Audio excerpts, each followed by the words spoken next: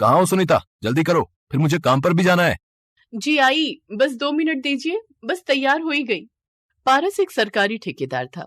उसकी अपनी एक छोटी कंपनी थी जो ठेके पर सड़कें बनाती थी। सुनीता उसकी पत्नी थी। दोनों खुशी खुशी रहते थे। ये दोनों ही भगवान शिव शंकर के बड़े भक्त थे। पारस और सुनीता के पास सब कुछ था सिवाय एक संतान के। इनकी शादी के 5 साल पूरे हो चुके थे, लेकिन अब तक इनका जीवन बच्चे के किलकारियों के लिए तरस रहा था। हाँ तो सुनीता, क्या मांगा शंभू से? मैं क्यों बताऊं? बताने की जरूरत नहीं है। मैं जानता हूँ कि तुमने यही मांगा होगा कि तुम्हारी सूनी गोद भर जाए। नहीं तो अब मैंने तो भगवान से मांगा कि आप ऐसे ही हमेशा तरक्की करते रहें। इतना कहकर सुनीता चुप हो गई। उसकी लड़खड़ाती जुबान को सुनकर पारस को समझ आ गया था कि वो झूठ बोल रही है, लेकिन फिर भी उसने सुनीता से कुछ नहीं कहा और बात को बदल दिया ताकि इस बारे में सोचकर सुनीता को और दुख ना हो। फिर कुछ दिनों के बाद। सुनीता, सुनीता कहाँ हो?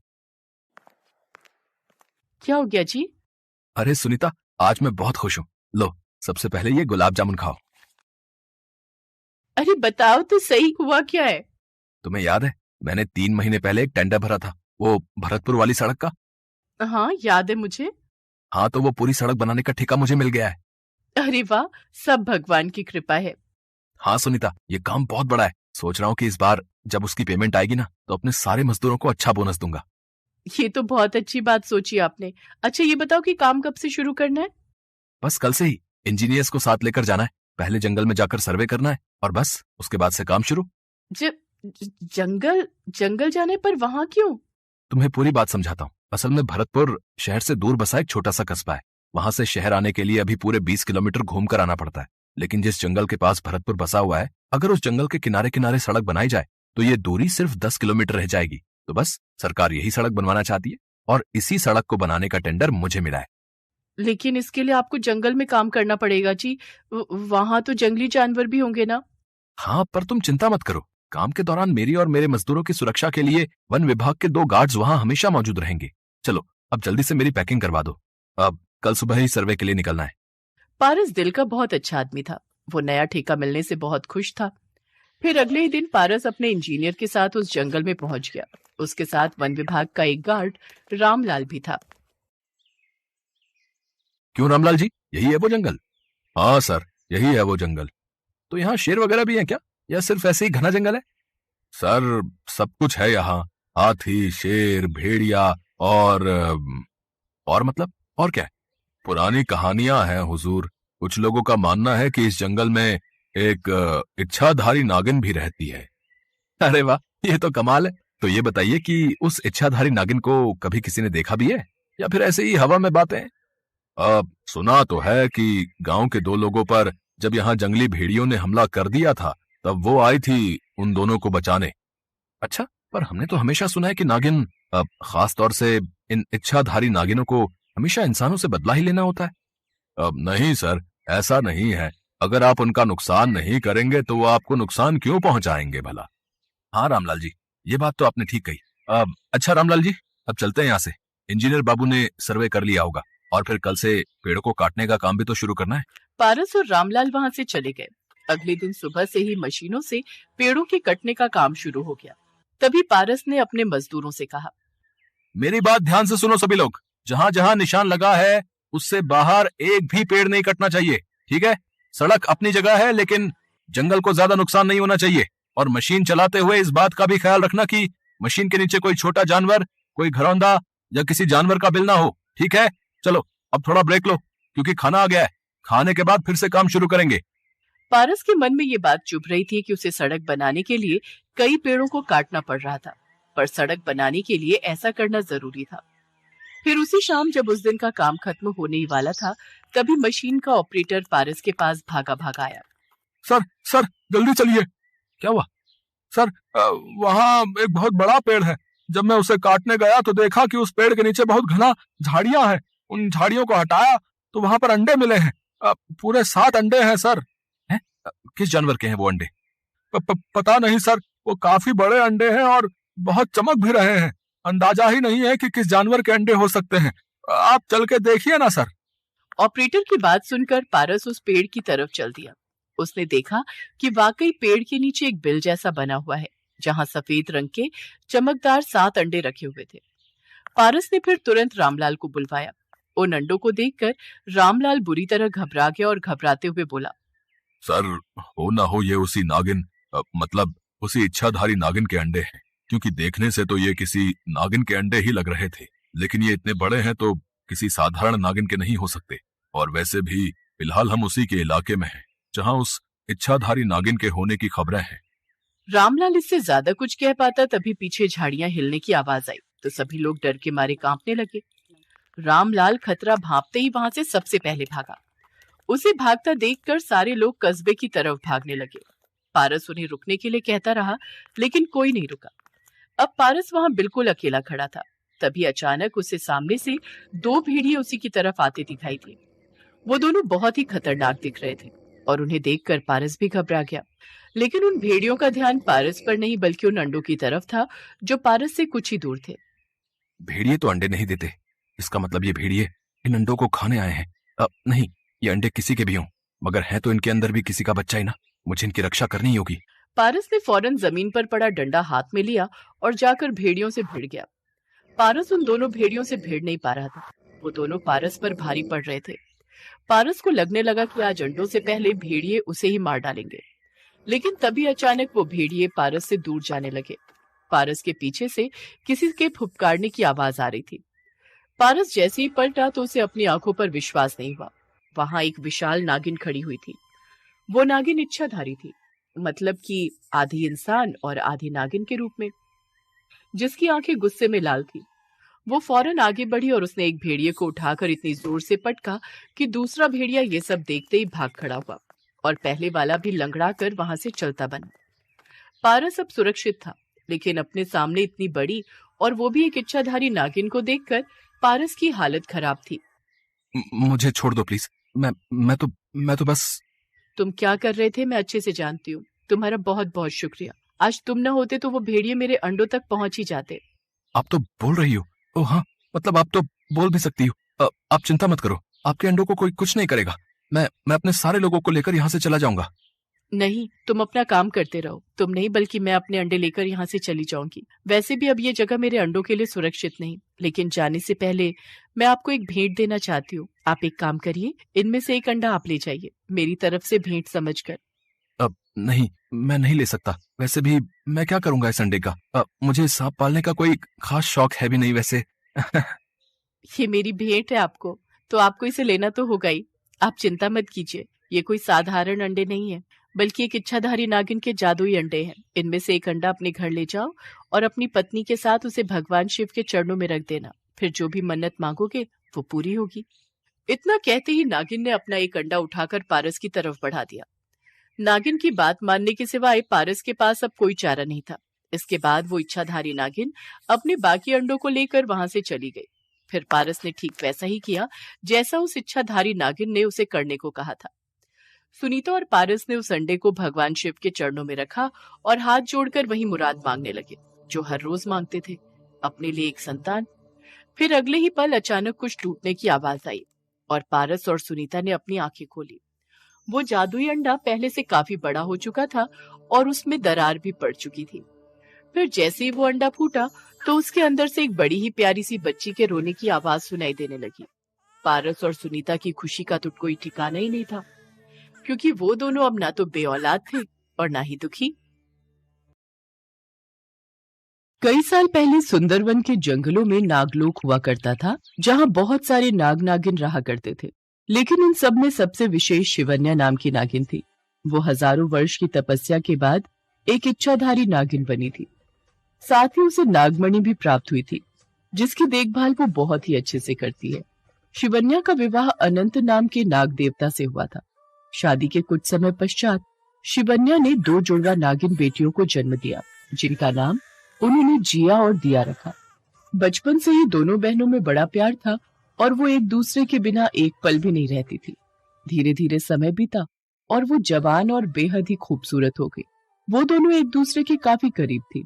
साथ में खाना पीना, घूमना और एक जैसे ही कपड़े पहनना, सब कुछ एक जैसा ही था। एक रोज उनके माता पिता ने उनसे कहा, जिया दिया, मैं और तुम्हारे पिताजी कुलदेवी के दर्शन के लिए लाल पहाड़ी पर जा रहे हैं। कई साल हो गए हम दोनों को वहां गए हुए। तुम दोनों भी उन्हीं के आशीर्वाद से हुई हो। तुम दोनों के होने के बाद मैं तुम दोनों में इतना उलझ गई कि कभी वहां जाने का मौका ही नहीं लगा। लेकिन अब तुम बड़ी और समझदार हो गई हो, तो अब हम निश्चिंत होकर वहां जा सकते हैं। माँ, हम दोनों भी आपके साथ चलेंगी। हाँ माँ, हमने भी तो कुलदेवी के दर्शन करने हैं। नहीं बच्चों, इस वक्त लाल पहाड़ी का मौसम बहुत ही खराब होता है और वहां तुम लोगों के लिए जाना ठीक नहीं। अगली बार जब हम कुलदेवी के दर्शन के लिए जाएंगे तो तुम दोनों को भी अपने साथ ले चलेंगे। जिया दिया, हम तुम दोनों को एक बहुत ही बड़ी जिम्मेदारी सौंप कर जा रहे हैं, जिसका ध्यान तुम्हें हमारे वापस आने तक रखना है। माँ, ऐसी कौन सी जिम्मेदारी सौंप कर जा रही हो तुम? हाँ बताओ ना माँ। अब तुम दोनों तो जानती ही हो हमारा वहां जाना कितना जरूरी है। अगर हम दोनों वहां नहीं गए तो कुलदेवी बहुत नाराज हो जाएंगी और वो हमारी हंसती खेलती दुनिया को बर्बाद भी कर सकती हैं। हाँ, इसलिए हमारा जाना जरूरी है मेरे बच्चों। लेकिन जाने से पहले हम तुम्हें उस जिम्मेदारी के बारे में बताना चाहते हैं। चलो हमारे साथ अंदर। ये कहकर वो सभी अंदर चले जाते हैं और अंदर जाकर अनंतनाग एक गड्ढा खोदता है और खोदते खोदते उसकी गहराई में से एक चमकती हुई चीज निकलती है। शिवन्या उसे अपने हाथ में उठाती है। तभी जिया पूछती है, माँ, ये चमकती हुई चीज क्या है? और माँ, ये इतना चमकता हुआ कैसे है? बच्चों, ये नागमणि है जो मुझे हमारी कुलदेवी ने हजारों वर्ष तप करने के बाद दी थी। इस मणि में बहुत शक्ति है और ये जिसके भी पास होती है वो बहुत शक्तिशाली हो जाता है और वो जो चाहे इससे हासिल कर सकता है, सोना, चांदी, हीरे, मोती, सब कुछ। पर माँ, आप ये सारी बातें हमें क्यों बता रही हैं? तुम्हारी माँ तुम्हें ये सब बातें इसलिए बता रही है ताकि जब हम कुलदेवी के दर्शन के लिए जाएं तो तुम दोनों इसका अच्छे से ध्यान रख सको। और जब तक ये तुम्हारे पास रहेगी कोई तुम्हारा बाल भी बांका नहीं कर सकता। इसके मिलते ही तुम दोनों बहुत शक्तिशाली बन जाओगी। और इस मणि की तलाश में आए दिन सपेरे घूमते रहते हैं इस जंगल में। तो बस बेटा, तुम दोनों उनसे जरा बच कर रहना। मैं जानती हूँ मेरी दोनों बेटियां बहुत समझदार हैं और हम दोनों के वापस लौटने तक तुम दोनों इसका अच्छे से ध्यान रखोगी। अच्छा बच्चों, अब हमें निकलना होगा। तुम दोनों अपना ध्यान रखना। इसके बाद वो दोनों नागमणि उनके हाथ में सौंप कर चले जाते हैं। मैं इस नागमणि को वहीं रख देती हूँ जहाँ से माँ ने इसे निकाला था। हाँ, तुम सही कह रही हो कि वहीं सुरक्षित है। लेकिन सुधीर नाम का एक लड़का जो कि एक सपेरा होता है, चुपके से उनकी सारी बातें सुन लेता है। अगर मैं आज जंगल के इस ओर ना आता तो मुझे बिल्कुल भी पता नहीं चलता कि यहाँ एक इच्छाधारी नाग नागिन और उनकी बेटियां रहती हैं, और वो भी उस नागमणि के साथ जिसकी खोज हम सपेरा समाज कब से कर रहे थे। अब मुझे किसी भी तरह इन बहनों को फंसाकर वो नागमणि हासिल करनी ही होगी। फिर सुधीर अंधा होने का नाटक करता है और लड़खड़ाते हुए चलने का ड्रामा करता है और चलते चलते उन दोनों बहनों के पास पहुंच जाता है। कौन हो तुम और यहाँ क्या कर रहे हो? अरे, इसने तो हमें इस रूप में देख लिया है और अब ये जाकर कहीं सबको बता न दे, इसलिए अब इसे मौत के घाट उतारना ही होगा। मैं अभी इसका काम तमाम कर देती हूँ। दिया नागिन का रूप धारण कर लेती है और सुधीर के पास जाती है उसे डसने। तो सुधीर का डर के मारे बुरा हाल हो जाता है, लेकिन मणि के लालच में वो अपने डर पर काबू पा लेता है और फिर दिया से कहता है, अब देखिए, मैं एक अंधा हूँ और अपने घर का रास्ता भटक गया हूँ। क्या तुम मुझे मेरे घर तक पहुँचा सकती हो? तुम अंधे हो लेकिन बहरे नहीं। कहीं तुमने हमारी बातें तो नहीं सुन ली? कौन सी बात है? मुझे तो बहुत देर हो गई मदद मांगते मांगते। वो तो ऊपर वाले का शुक्र है जो तुम मुझे मिल गई। जिया, मुझे लगता है शायद ये सच कह रहा है। ठीक है, सुनो, रात बहुत हो गई है, बाहर जंगली जानवरों का खतरा है। कल सुबह होते ही हम तुम्हें तुम्हारे घर छोड़ आएंगे। ये बात सुनकर सुधीर मन ही मन बहुत खुश होता है। वो मन ही मन सोचता है, आखिरकार वही हुआ जो मैं चाहता था। अब मुझे जल्दी से इन दोनों को अलग करना होगा और इनमें से किसी एक के साथ झूठा प्यार का ड्रामा करना होगा और उससे शादी करके उस नागमणि को हासिल करना होगा। थोड़ी देर बाद सुधीर दिया से मीठी मीठी बातें करके उसका मन जीतने की कोशिश करता है। भले ही मैं अपनी इन आंखों से नहीं देख सकता, लेकिन अपने दिल की आंखों से सब देख सकता हूँ। मुझे ऐसा लगता है कि तुम दोनों बहनें हो और दिखने में बिल्कुल एक जैसी ही हो। मैंने सही कहा ना? जी, आपने बिल्कुल सही कहा। हम दोनों जुड़वा बहनें हैं और बिल्कुल एक जैसी ही हैं। सुधीर की बातें सुन दिया मन ही मन खुश होने लगती है, पर जिया दूर खड़ी उसकी सारी बातें ध्यान से सुनती है, लेकिन उसको सुधीर की बातों पर जरा भी यकीन नहीं हो रहा था। वो धीरे से दिया से कहती है, अगर ये अंधा लड़का अपनी मन की आंखों से ये देख सकता है कि हम जुड़वा बहने हैं, तो और भी तो बहुत कुछ देख सकता है अपने मन की आंखों से। तुम क्या कह रही हो? तुम्हारे कहने का क्या मतलब है? मैं बिल्कुल सही कह रही हूँ। इसकी बातों से लगता है कि फिर तो इसने हमें नागिन रूप में भी देखा होगा। एक काम करते हैं, हम दोनों नागिन रूप लेकर एक बार इसे डराने की कोशिश करते हैं, फिर देखते हैं कि ये डरता है या नहीं। फिर दोनों बहनें फौरन नागिन के रूप में आ जाती हैं और सुधीर के सामने जाकर उसे डराने लगती हैं। लेकिन सुधीर मन ही मन सोचता है, नहीं नहीं, मुझे इन दोनों से नहीं डरना है। मैं जानता हूँ ये दोनों जानबूझकर मुझे डरा रही हैं। मुझे किसी भी कीमत पर वो मणि हासिल करनी है और इसके लिए मुझे हिम्मत से काम लेना होगा। अरे अब क्या बात है, तुम दोनों एकदम से शांत हो गई? कुछ कहो ना। देखो ना जिया, ये बिल्कुल भी नहीं डरा क्योंकि इसने हमें नागिन रूप में देखा ही नहीं। मुझे लगता है ये दिल से बिल्कुल साफ है और मुझे इसकी बातों पर पूरा भरोसा है। अगले दिन दिया सुधीर को छोड़ने के लिए उसके घर की ओर जाती है, लेकिन जिया मणि का ध्यान रखने के लिए अपने घर पर ही रुकती है। रास्ते में चलते हुए सुधीर दिया से अपने प्यार का झूठा इजहार करता है और उससे शादी करने का प्रस्ताव रखता है। दिया भी दिल ही दिल उसे प्यार करने लगी थी, तो वो भी झट से शादी के लिए हाँ कर देती है। सुधीर को घर छोड़ने के बाद दिया अपने घर वापस आकर सारी बात जिया को बताती है, तो जिया उसे सुधीर से दूर रहने को बोलती है। मुझे वो लड़का कुछ ठीक नहीं लगा, तुम उससे दूरी रहो तो ही तुम्हारे लिए बेहतर होगा।